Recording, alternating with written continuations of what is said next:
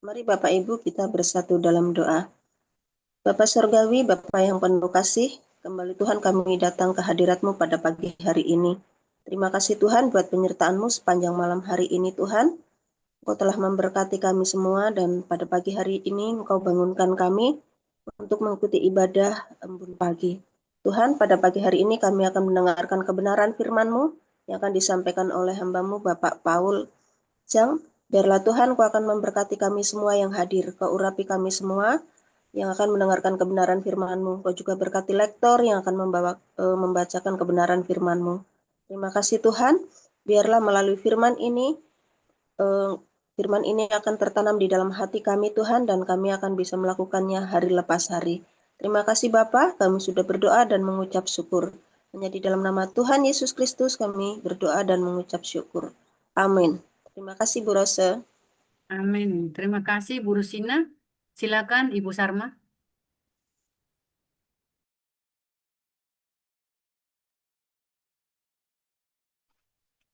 Baik, saya akan membacakan kebenaran firman Tuhan yang terambil dari kitab Ayub 18. Beginilah pembacaan kebenaran firman Tuhan. Maka Bildad orang Suah menjawab, "Bilakah engkau habis bicara? Sadarilah, baru kami akan bicara. Mengapa kami dianggap binatang? Mengapa kami bodoh dalam pandanganmu? Engkau yang menerkam dirimu sendiri dalam kemarahan.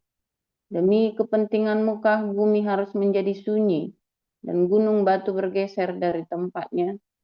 Bagaimanapun juga terang orang fasik tentu padam dan nyala apinya tidak tetap bersinar. Terang di dalam kemahnya menjadi gelap dan pelita di atasnya padam. Langkahnya yang kuat terhambat dan pertimbangannya sendiri menjatuhkan dia. Karena kakinya sendiri menyangkutkan dia dalam jaring dan di atas tutup pelubang ia berjalan. Tumitnya tertangkap oleh jebak dan ia tertahan oleh jerat. Tali tersembunyi baginya dalam tanah, perangkap terpasang baginya pada jalan yang dilaluinya. Kedahsyatan mengejutkan dia di mana-mana dan mengejarnya di mana juga ia melangkah. Bencana mengidamkan dia, kebinasaan bersiap-siap menantikan dia jatuh. Kulit tubuhnya dimakan penyakit, bahkan anggota tubuhnya dimakan oleh penyakit parah. Ia diseret dari kemahnya, tempat ia merasa aman, dan dibawa kepada raja kedahsyatan. Dalam kemahnya tinggal apa yang tidak ada sangkut pautnya dengan dia. Di atas tempat kediamannya ditaburkan belerang. Di bawah keringlah akar-akarnya, dan di atas layulah rantingnya. Ingatan kepadanya lenyap dari bumi. Namanya tidak lagi disebut di lorong-lorong.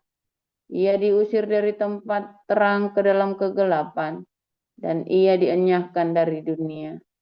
Ia tidak akan mempunyai anak atau cucu cicit di antara bangsanya, dan tak seorang pun yang tinggal hidup di tempat kediamannya.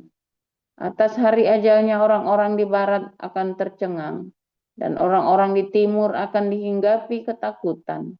Sungguh, demikianlah tempat kediaman orang yang curang. Begitulah tempat tinggal orang yang tidak mengenal Allah.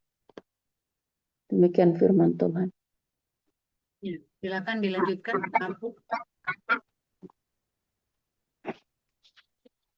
Baik, saya lanjutkan Ayub 19. Tetapi Ayub menjawab, "Berapa lama lagi kamu menyakitkan hatiku dan meremukkan aku dengan perkataan? Sekarang telah 10 kali kamu menghina aku. Kamu tidak malu menyiksa aku. Jika aku sungguh tersesat, maka aku sendiri yang menanggung kesesatanku itu. Jika kamu sungguh hendak membesarkan diri terhadap aku dan membuat celaka sebagai bukti terhadap diriku, insafilah bahwa Allah telah berlaku tidak adil terhadap aku dan menebarkan jalannya atasku. Sesungguhnya aku berteriak, kelaliman, tetapi tidak ada yang menjawab. Aku berseru minta tolong, tetapi tidak ada keadilan. Jalanku ditutupnya dengan tembok, sehingga aku tidak dapat melewatinya, dan jalan-jalanku itu dibuatnya gelap. Ia telah menanggalkan kemuliaanku dan merampas mahkota di kepalaku. Ia membongkar aku di semua tempat, sehingga aku lenyap dan seperti pohon harapanku dicabutnya. Murkanya menyala terhadap aku dan menganggap aku sebagai lawannya. Pasukannya maju serentak. Mereka merintangi jalan melawan aku, lalu mengepung kemahku. Saudara-saudaraku dijauhkannya daripadaku, dan kenalan-kenalanku tidak lagi mengenal aku. Kaum kerabatku menghindar, dan kawan-kawanku melupakan aku. Anak semang dan budak perempuanku menganggap aku orang yang tidak dikenal. Aku dipandang mereka orang asing. Kalau aku memanggil budakku, ia tidak menyahut. Aku harus memujuknya dengan kata-kata manis. Nafasku menimbulkan rasa jijik kepada istriku, dan bauku memualkan saudara-saudara sekandungku. Bahkan kanak-kanak pun menghina aku.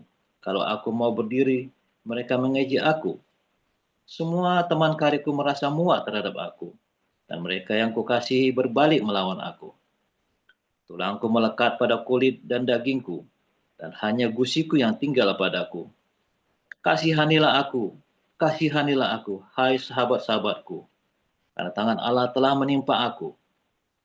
Mengapa kamu mengejar aku seakan-akan Allah dan tidak menjadi kenyang makan dagingku?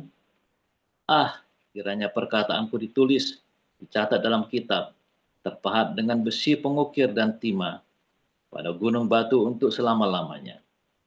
Tetapi aku tahu, penebusku hidup, dan akhirnya ia akan bangkit di atas debu.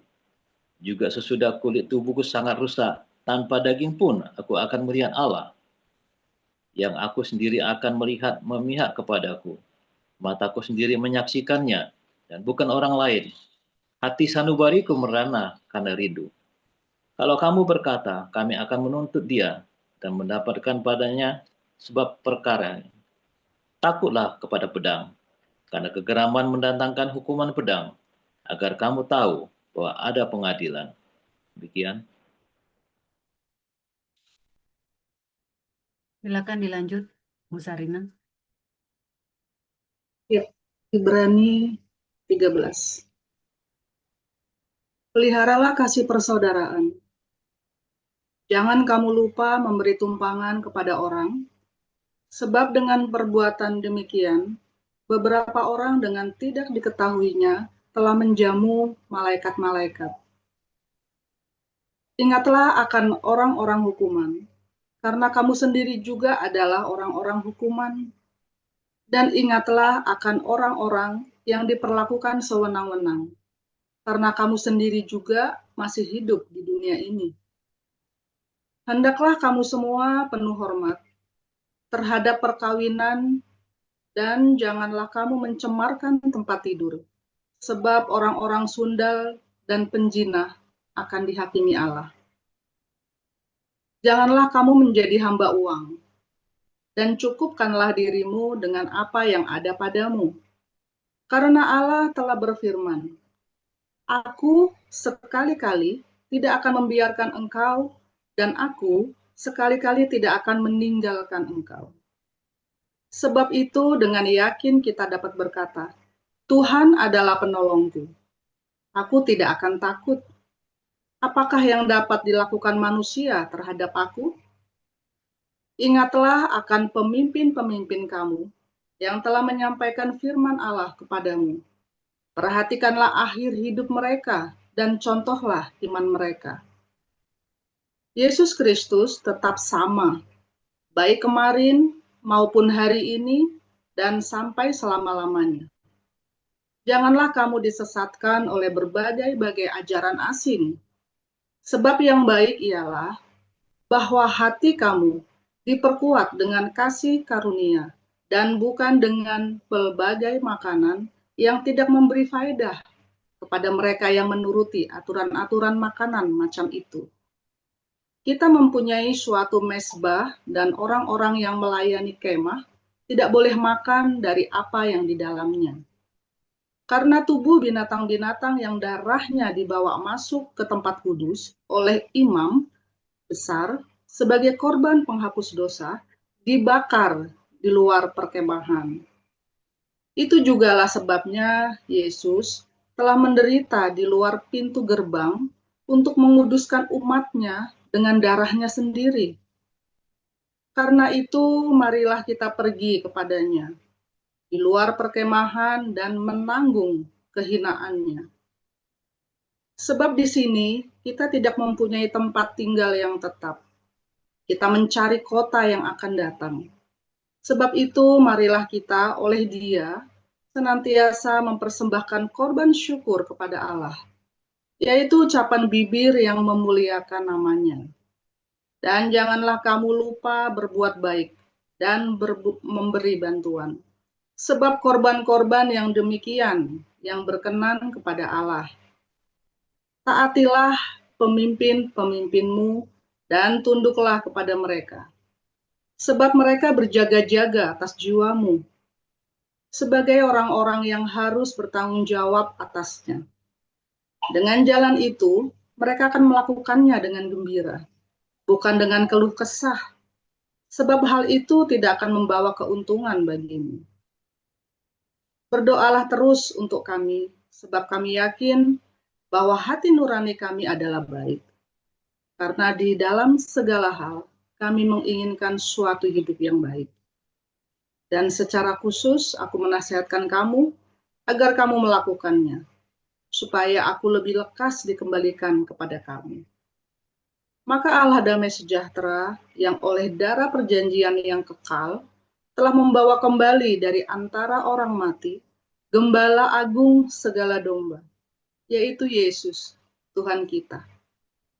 Kiranya memperlengkapi kamu dengan segala yang baik untuk melakukan kehendak-Nya dan mengerjakan di dalam kita apa yang berkenan kepadanya oleh Yesus Kristus.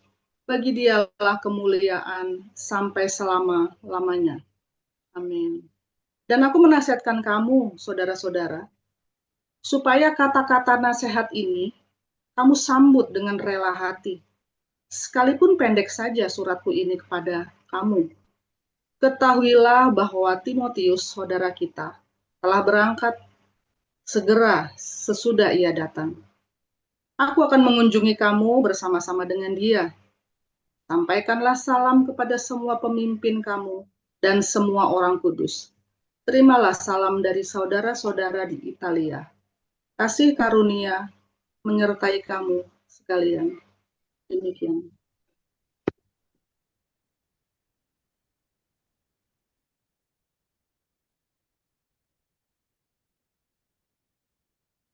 Ya, terima kasih bacaan Alkitab oleh para lektor kita, Pak Apulisihan, Ibu Sarma, dan Bu Sarina. Bapak Ibu, saya informasikan bacaan Alkitab setiap hari di Fellowship Embun Pagi adalah seri pengajaran yang disampaikan oleh gembala kita lewat renungan juga bagaimana kita mempraktikkan ayat Alkitab, firman Tuhan setiap hari ya, sesuai dengan yang tertulis. Inilah Episinagogi belajar dan tempat kita untuk praktik bukan retorika ya. Pastor Paul sering bilang asal nurut pasti lolos ya. Di channel ini firman itu dikupas tuntas dan apa makna firman yang tertulis bagaimana aplikasinya dalam hidup kita setiap hari. Dan jika saudara mau mengulang pengajaran Embun Pagi, silakan tonton ulang channel Heavenly Morning, Do, atau Embun Pagi Surgawi dulunya namanya, hasil karya dari saudara kita, saudara TJ di Amerika. Isi kontennya khusus bacaan Alkitab dan renungan pengajaran dari Pastor Joseph Paul Jang. Demikian informasi dari saya. Kita akan mendengarkan renungan pagi ini dengan judul Ketika Tuhan Meninggalkan. Silakan Pastor Paul. Haleluya, firman Tuhan selalu baru setiap hari. Jika kita selalu menanti-nantikan Tuhan dan terus berbuat baik, jangan lupa berbuat baik, karena perbuatan baik itu di dalam nama Tuhan Yesus adalah sebuah sauh. Kamu nggak ngerti kenapa kamu harus berbuat baik, pokoknya berbuat baik saja. Walaupun kamu tidak tahu. Nah, itulah pengharapan. Kamu harus mengampuni. Sekalipun rasanya konyol ya, mengampuni. Pokoknya ampuni saja. Itulah berarti kamu mengharap sama Tuhan. Ya, kamu terus berdiakonia. Kamu terus sediakan selalu pengampunan dan selalu mengucap syukur. Ya. itulah artinya kamu bergantung, berharap pada Tuhan Yesus. Itulah sauh. Ya, ada satu kala masa-masa di mana saya lelah, saudara ya. Saya berdoa, teriak ya di padang gurun itu ya Tuhan. Dan saya nggak dengar apa-apa. Tapi kaki saya goyah, saudara ya. Kaki saya goyah. Jalannya gontai. Rasanya kalau jalan tuh ya di atas lumpur, saudara. Berpijak tapi nggak berpijak, di atas lumpur hisap itu loh, saudara ya. Itu dalam ya. Nah, di atas lumpur hisap. Kamu jalan tapi kayak berpijak tapi kayak nggak berpijak. Kalau di atas udara namanya ada udara, kamu jatuh, tapi di atas lumpur hisap itu loh. Kamu jalan tapi kamu goyah, langkahmu nggak mantap. Seperti jalan di atas balok-balok kayu yang diberdirikan begitu ya, goyang semua, saudara ya, goyang gontai. Ya, jalannya orang mabuk. Ya, terhuyung-huyung. Nggak karu-karuan. Terus kamu bersuruh Tuhan. Ya, Petrus pernah mengalami ya, jalan di atas air, lagi jalan bener, tiba-tiba jatuh, Tuhan tolong. Ya, ada masa-masa kita seperti itu ya, terus kita Tuhan tolong, wah ya, sama Tuhan Yesus suruh ditolong, kita enggak, saudara. Tuhan tolong, nggak ditolong, malah tenggelam. Pernah ngalamin gitu nggak? Wah, saya sering. Tuhan tolong, hari ini Tuhan tolong, kok Tuhan nggak tolong ya? Tuhan tolong, kok nggak lolos ya hari ini ya? Tuhan tolong, rasanya kok kita berdoa, Tuhan berikan damai sejahtera, kok ya nggak damai sejahtera ya? Tuhan berikan damai sejahtera, berikan ketenangan, ya kok ya nggak tenang ya? Ya memang karena kamu di angin ribut, saudara, memang lagi angin ribut, kamu tenang.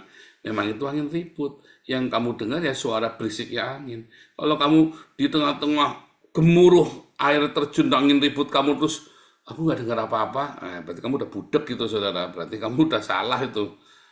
Kalau kamu lagi di tengah angin ribut, ya bunyi angin ribut. Kamu tahu itu angin ribut. Kalau kamu berjalan di pabrik yang gaduh, dang dong, aku nggak dengar apa-apa kok, rasanya senyap. Berarti kamu lagi budek gitu, saudara. Ada yang salah dengan jiwamu, ya. Kalau di tengah-tengah angin ribut, kamu tahu itu angin ribut, tapi kamu enggak, aku tenang. Itu yang salah ada yang salah dengan jiwamu, saudara. Lagi itu angin ribut ya ribut, hati-hati itu angin ribut ya, pegangan yang kuat. Goyah, waduh, rasanya udah mau kepontal-pontol, udah ketendang-tendang. Ya itulah angin ribut, memang begitu, gimana sih? Ya, Tuhan tolong, Tuhan itu Tuhan sudah tolong, tapi kamu rasanya Tuhan nggak tolong. Ya, rasanya Tuhan nggak tolong. Terus sampai hancur, waduh udah bangku tuh, katanya Tuhan janji jangan tergeletak, aku sampai bangku, utangnya sampai miliaran, sampai rumahku ke bawah, anak istriku mau tinggal di mana. Itu namanya angin ribut. Kamu berdoa Tuhan tidak tolong, saudara. Ayo tetap kamu harus diusir dari kontrakanmu. Kamu tetap harus masuk penjara. Kamu tetap harus menanggung, ya, banyak hal kerugian. Tuhan tolong. Tuhan tidak tolong. Papa mama tetap cerai. Istrimu tetap meninggalkanmu. Tuhan tolong. Tuhan nggak tolong, tapi ya. Kenapa Tuhan nggak tolong, saudara? Kenapa Tuhan nggak tolong? Tuhan tolong, saudara. Tetapi bukan, Tuhan tidak akan menolong sesuai dengan hawa nafsumu.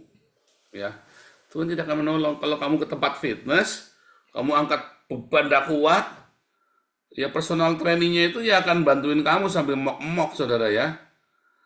Pegang sana, pegang sini. Tapi kalau kamu pergi ke pelatihannya tentara, kamu tidak kuat, ya kamu jatuh berdarah-darah di situ, saudara. Supaya kamu lain kali jangan jatuh lagi. Itulah angin ribut itu. Tuhan tolong, ya Tuhan tolong. Jatuh, saudara. Tapi tak akan tergeletak. Jatuh pasti. 7 kali orang benar jatuh, dia akan bangun. Jangan takut, saudara ya. Di angin ribut itu ya, kamu pengen mendengar suara Tuhan, tapi tidak akan kamu dengar. Yang kamu dengar ya suara angin ribut, suara Tuhan itu ya terlalu bicara tapi tidak dengar karena terlalu ribut. Terlalu ribut anginnya. Kamu teriak-teriak ya, papa, angin ribut yang tidak dengar. Dia sudah ngomong, ya, kamu nggak dengar karena anginnya terlalu ribut. Nah, disitulah kamu harus mengenal, ya. Saudara, contoh saudara, suatu ketika saya lagi berenang, ya, saya lagi berenang, tiba-tiba kaki saya kram, saudara. Saya dikuji itu ya, dikuji itu kan dulu saya berapa ya, SMP kelas 3 kali ya. Saya lupa ya, SMP kelas 3 atau SMA kelas 3, saya lupa ya. Saya lagi berenang, SMP kelas 3 ya, ingat ya waktu itu kami punya mobil soalnya. SMP kelas 3, lagi berenang dikuji, saudara, permandian air panas dikuji itu ya. Nah, itu kan ada yang bagian yang dalam. Pasti yang dalam itu, kaki saya kram, saudara, itu kan dingin. Suhunya dingin tapi airnya panas. Ya, karena itu di kaki Gunung Slamet. Jadi kaki saya kram, sebelah ada papi saya, saudara. Pas sedang, terus saya langsung pegang undaknya Pak Wipi, kakiku kram. Kram. Papi saya yang kaget, saudara. Hah? Terus, pegangan, saudara ya. Pelan-pelan. Ya. Saya percaya papi saya, saudara. Dia perenang yang handal. Ya. Dia perenang yang handal, papi saya itu, jago berenang. Tapi saya kenal karakternya, papi saya itu orangnya tenang. Jadi kalau saya bilangnya orang lain, wah kepripen gitu, panik kepripen gitu, bingung saudara. Tapi karena papi saya tenang, kram di kakinya beri, terus pegang, saya pegangnya saya pundak kayak gitu, terus ya tuntun saudara sampai ke tepian. Ada orang-orang yang dikasih tahu kan malah panik kan, gimana malah bebek, malah keder, saudara, dikasih tahu kita lagi celaka nih malah keder. Ada orang yang begitu ya. Tapi saya lagi ceritanya ini lah, kita kenal siapa papa kita. Saya kenal papi saya. Dia kan tenang. Karena dia tenang, ketika saya papi kerambe, dia tenang. Saya tahu bahwa papi saya bisa dipercaya. Tanpa sepatah kata pun, seringkali Tuhan tidak perlu ngomong sepatah kata pun, tapi kamu kenal Tuhan, saudara. Kamu kenal Bapa di surga. Di padang gurun itulah saatnya kamu kenal Bapa di surga. Dia tidak perlu berkata-kata sepatah kata. Hah? Cuman gitu aja papi saya ya, saudara ya. Kram. Hah? Dia cuma tengok, saya pegang ya. Terus saya di punggung ya. Dituntun. Aku sakit sekali, kaki kram kan sakit, bukannya nggak sakit sekali itu saya sampai kelas 3, sakit sekali itu ya. Setelah sampai ke pinggir baru saya nyengir, sakit banget saudara ya, baru tahu tuh rasanya kram itu saya itu ya, nggak pernah kram itu. Nah itu sama ya, kalau kamu kenal Bapa di surga, ya sama seperti Petrus, jatuh, wah, Tuhan tolong. Dia pegang tanganmu, kamu tenggelam pasti, jatuh tenggelam. Tuhan tolong, di tengah jalan kamu goyah, saudara ya. Tuhan tolong, tidak banyak ngomong, mungkin kamu tidak dengar. Kamu sempat tenggelam, tapi kamu tidak akan sampai mati tenggelam. Ya, mungkin kamu akan terjerembab, tapi kamu tidak akan tergeletak sampai mati, terkapar, tak berdaya. Nah. 7 kali saya jatuh, saudara ya. Saya ngitung 7 kali saya jatuh. Dari mulai saya ngalami difitnah, masuk penjara aja 2 kali saya, saudara ya. Nyatanya hari ini komunitas kita cukup besar, bisa kasih makan orang tiap hari ya, saudara ya. Di Den Haag dan di Indonesia. 7 kali saya jatuh, saudara. 7 kali. Kurang banyak? Kurang banyak, saudara. 7 kali kita jatuh. Dan waktu saya berdoa di padang gurun 4 tahun itu ya, saya tidak dengar Tuhan. Tuhan tolong, sampai saya berdoa itu sampai sudah tidak ada kata-kata yang keluar, saudara. Ya, berdoa itu sampai sudah tidak ada kata-kata yang keluar lagi. Dan saya tidak mendengar apa-apa. Saya tidak merasakan hadirat Tuhan. Apa hadirat Tuhan apa? Apa sih hadirat Tuhan coba? Oh, perasaan damai sejahtera. Itu juga ilusi. perasaan damai sejahtera itu adalah sebuah ilusi loh. Ketika kamu teriak, Tuhan tolong, ya, aku merasa Tuhan ada di sebelahku, itu ilusi. Kamu bisa ciptakan ilusi itu, tinggal kamu percaya apa enggak? Kaget ya, kalian kaget sekarang. Pendeta-pendeta itu mungkin bodoh, mungkin nipu kamu. Dia sendiri tidak merasakan, dia hanya cerita latah. Mungkin bodoh, mungkin nipu kamu, mungkin dia tidak ngerti. Saya kasih tahu kamu, itu ilusi. Perasaan dekat dengan Tuhan bisa kamu ciptakan dengan kamu sholat 5 kali sehari, tahajud, saudara, yang tahajud nyunjung sujudnya yang lama, saudara. Kamu ini rasanya dekat sama Tuhan itu. Ya. Kamu bisa semedi bertapa di gua, ya, 40 hari, 40 malam. Nanti rasanya kamu dekat sama Tuhan. Ya. Coba kamu jihad ngebom Istiqlal itu, dibom Istiqlal, kamu nanti rasanya dekat sama Tuhan Yesus. Rasanya. Perasaan loh ya. Karena orang-orang Islam kan banyak yang merasa dekat dengan Tuhannya kan, merasa dekat. Itu hanya ilusi. Kalau benar-benar dia dekat dengan Tuhannya, lalu dia ngebom gereja, bakar gereja, teriak-teriak Allahu Akbar, bakar gereja, aku yakin Tuhannya pasti iblis. Ya kan? Merasa dekat dengan Tuhannya, lalu dia, aku merasa damai sejahtera, merasa ada assalam, merasa ada salam, ada damai. Ya, ketika ngebom gereja. Loh, gereja juga sama dulu kan? Orang Yahudi semua kan dibantai kan sama gereja. Terus ngerasanya pasukan salib itu rasanya dekat dengan Tuhan. Perasaan dekat dengan Tuhan itu sebuah ilusi, hati-hati. Kamu bisa ciptakan itu. Sama seperti hati nuranimu itu suka nipu loh. Yang real apa? Yang real adalah tindakan responmu. Ya, makanya ketika ada orang merasa dekat dengan Tuhan, tapi sebenarnya dia nggak dekat. Tapi ketika saya merasa ditinggal oleh Tuhan, sebenarnya Tuhan ada bersama dengan saya. Paradoksnya, ada orang merasa dekat dengan Tuhan. Ya, saya waktu ke Gua Karmel itu ada seorang dari Filipina ya. Saya nggak tahu dia aktivis gereja atau apa ya. Matanya dengan mata sayu, berkaca-kaca selalu kalau ngomong ya, berkaca-kaca menangis, lembut sambil dia pegang kayu salib besar sekali ada cewek ini ya saudara ya. Oh iya, saya sering ketemu sama orang gini biasanya bangsat saudara, orang seperti ini. Biasanya orang-orang ini memang begitu ketemu orang begitu, saya langsung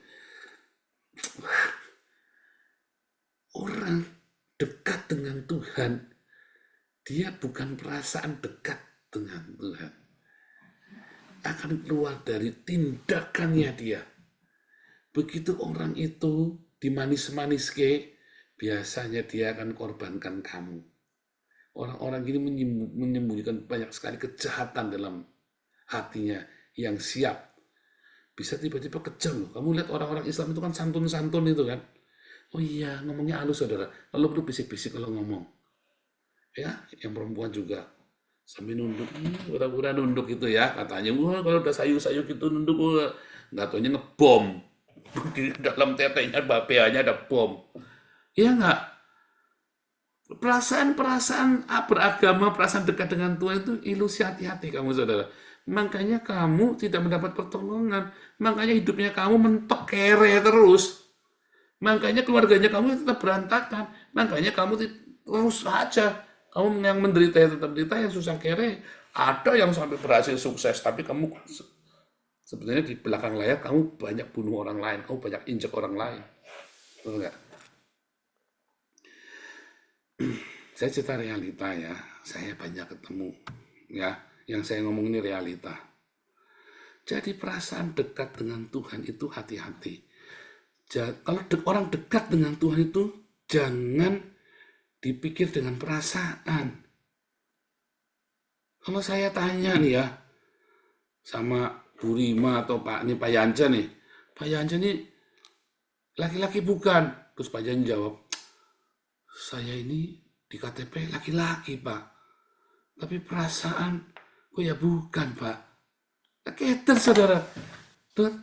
Udah cek di laboratorium belum laki-laki apa perempuan, Pak? Iya, kalau di KTP tulisannya laki-laki. Saya kalau ke rumah sakit ya dimasukkannya ke tempat laki-laki. Tapi kok perasaan saya perempuan ya, Pak? Nah itu loh. Perasaan itu kan ilusi. Iya kan? Laki-laki, tapi orang LGBT itu kan hidup dalam ilusi, hidup dalam halusinasinya dia, dalam ininya dia kan, fantasinya dia. Perasaan dekat dengan, kalau kamu dekat dengan Tuhan, real tindakanmu mengasihi, mengampuni, memberkati, itu kamu dekat dengan Tuhan.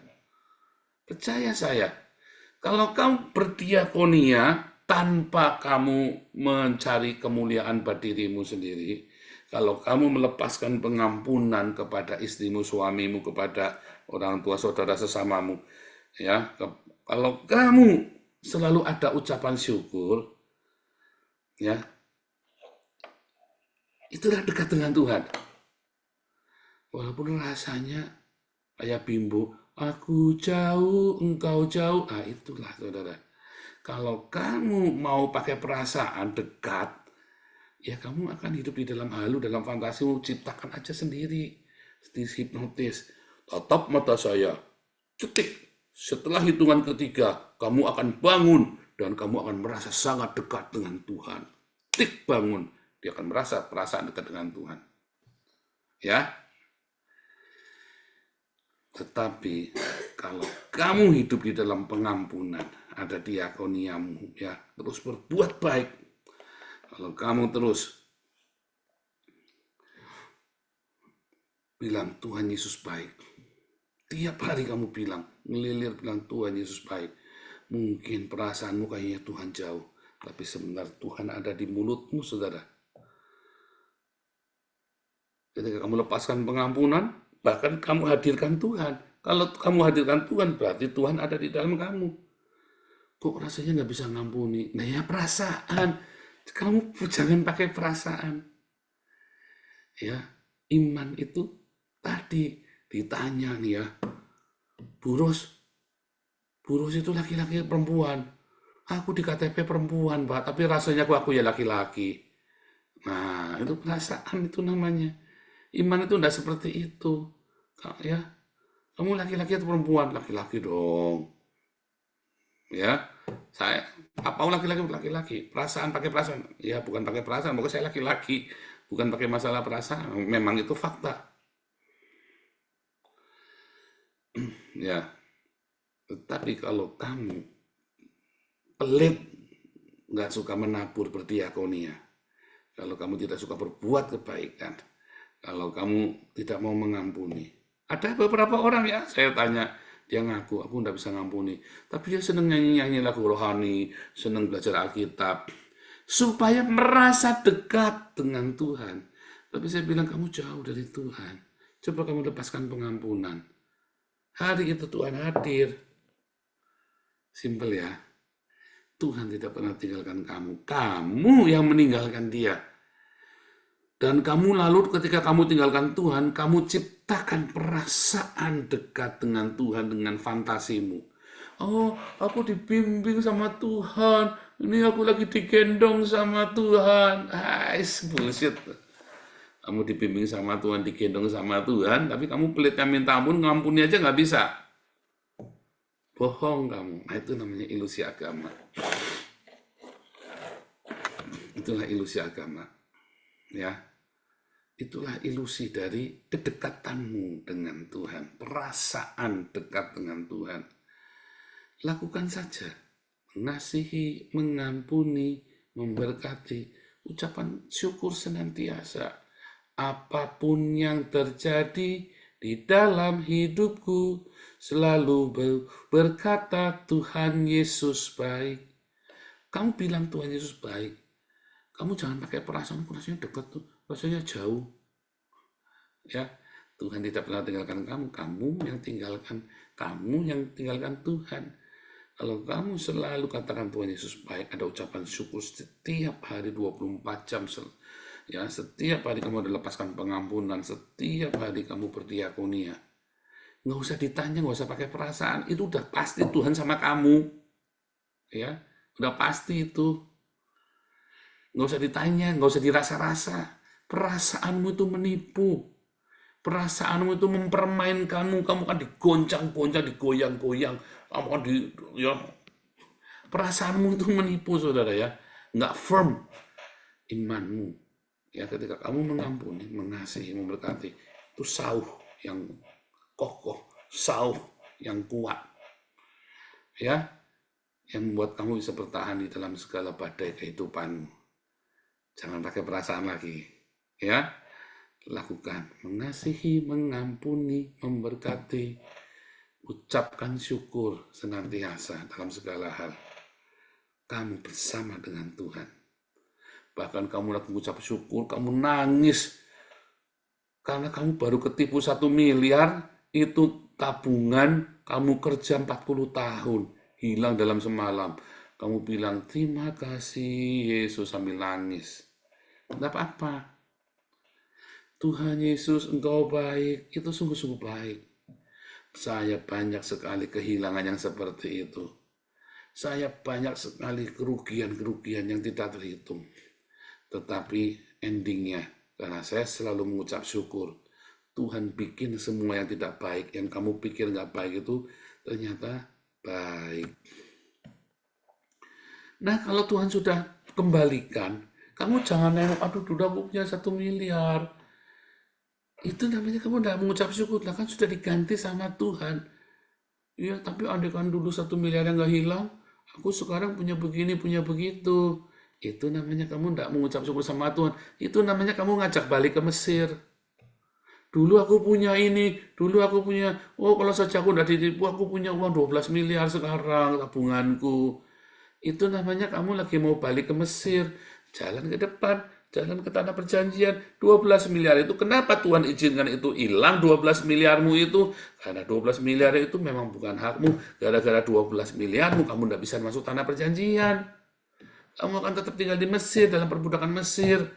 Tapi kalau 12 miliarmu itu hilang, kamu akan berjalan masuk ke tanah perjanjian. Itu cara Tuhan. Makanya selalu bilang, Tuhan Yesus baik. Selalu bilang, ya, ampuni orang yang nipu kamu. Ampuni orang yang sudah ngambil istrimu, ngambil suamimu. Kalau suamimu diambil, biar saja, lepaskan, ampuni saja. Supaya kamu bisa melekat erat sama Tuhan. Tapi suamiku ganteng ya Pak Sugi, Pak. Nah, berarti kamu ingin kembali ke Mesir. Kalau saja dulu suamiku tidak diambil, aku sudah bahagia. Belum tentu. Belum tentu. Harusnya kamu sekarang lebih bahagia. Ya, kalau kamu masih berpikir begitu, kamu berarti masih jauh dari Tuhan. Kamu masih ada di Mesir. Ya. Tapi begitu kamu berkata, suamiku diambil, nggak apa-apa. Aku bisa fokus sama Tuhan. Istriku diambil, nggak apa-apa. Aku bisa fokus sama Tuhan. Hartaku diambil, nggak apa-apa. Aku bisa fokus. Aku sakit, nggak apa-apa. Pak TJ kemarinnya lagi cerita di sini ya, saudara ya. Terus saya dengarkan ceritanya, ya selama dia stroke. Dia bicara sama Tuhan. Kenapa aku sakit ya? Loh, Pak TJ, bicara sama Tuhan itu privilege. Di dalam keheninganmu, kamu tidak bisa apa-apa. Akhirnya kamu cuma bisa ngomong sama Tuhan. Sampai dia berkomunikasi dengan Tuhan, ngomong-ngomong. Saking di dalam keheningannya, udah nggak ada kerjaan lain, nggak bisa kerja lainnya. Ya, ngomong sama istrinya nggak nyambung, ngomong sama anak nggak nyambung, ngomongnya sendiri sama Tuhan, berdoa, Tuhan kok begini, Tuhan kok begitu. Dijawab, dibukakan, ya, dan bahkan dituntun ya, kepada satu kejadian-kejadian dituntun. Lah, kalau kata cinta stroke nggak bisa tuh, kayak gitu, karena kamu terlalu hebat, terlalu pinter. Kalau orang pinter tuh harus dibikin gitu, supaya dia tenang. Siapa di sini yang kepinteran? Hati-hati. Biasanya dibikin aneh-aneh sama Tuhan supaya kamu spesial sama Tuhan. Siapa di sini terlalu bebal? Siapa di sini terlalu naif? Oke, sesuatu yang terlalu kadang-kadang Tuhan kasih, kamu tenang saja. Saya ini terlalu bandel, makanya Tuhan kasih supaya saya taat sama Tuhan, supaya saya menundukkan diri sama Tuhan, supaya saya tenang. Ya, Tuhan Yesus baik, Tuhan Yesus tidak pernah tinggalkan kamu, mengasihi, mengampuni, memberkati, ucapan syukur senantiasa. Tuhan ada bersama denganmu. Haleluya, amin.